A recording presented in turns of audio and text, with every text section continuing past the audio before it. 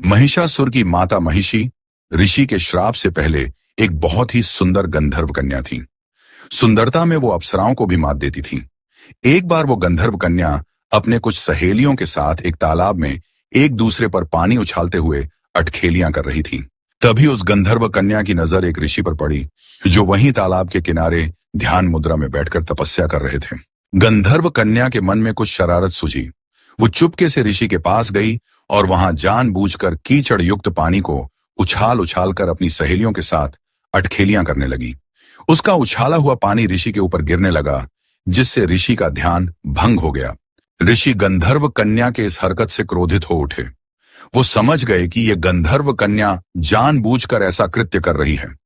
उन्होंने उस गंधर्व कन्या को श्राप दे दिया कि ऐ गंधर्व कन्या, तुम अकारण ही इस तालाब में अटखेलियां कर करके पूरे पानी को कीचड़ युक्त कर दिया।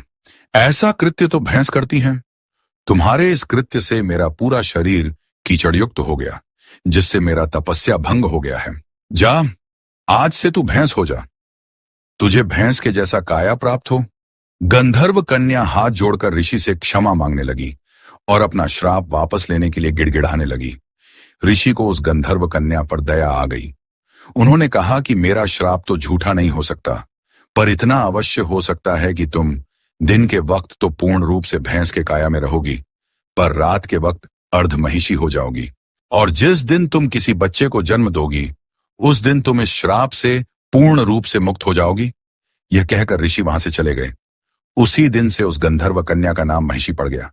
वो गंधर्व कन्या तुरंत महिषी यानी कि भैंस बन गई। दिन के वक्त वो भैंस बनी रहती थी और रात होते ही अर्ध महिषी यानी कि आधा नारी और आधा भैंस बन जाती थी। एक बार असुरों का राजा रंभ रात के समय जंगल में घूम रहा था। तभी उसने महिषी को देखा। महिषी अर्धनारी और अर्ध भैंस रूप में थी। महिषी को देखकर रंभ आश्चर्यचकित रह गया। उसने महिषी से पूछा कि तुम कौन हो और तुम्हारा आधा शरीर इतनी सुंदर नारी का और आधा शरीर भैंस का क्यों है? महिषी ने पूरी कहानी रंभ को सुना दिया। रंभ को उससे प्रेम हो गया और उसने उससे विवाह कर लिया। उन दोनों के मिलन से महिषी गर्भवती हो गई। कुछ दिनों के बाद रंभ ने देवताओं पर आक्रमण कर दिया। उस युद्ध में रंभ मारा गया। महिषी को जब पता चला तो वो रंभ के शव पर विलाप करने लगी। उसी विलाप के वक्त ही महिषी ने एक बच्चे को जन्म दिया, जिसका आधा शरीर भैंस का था और आधा शरीर राक्षस का था।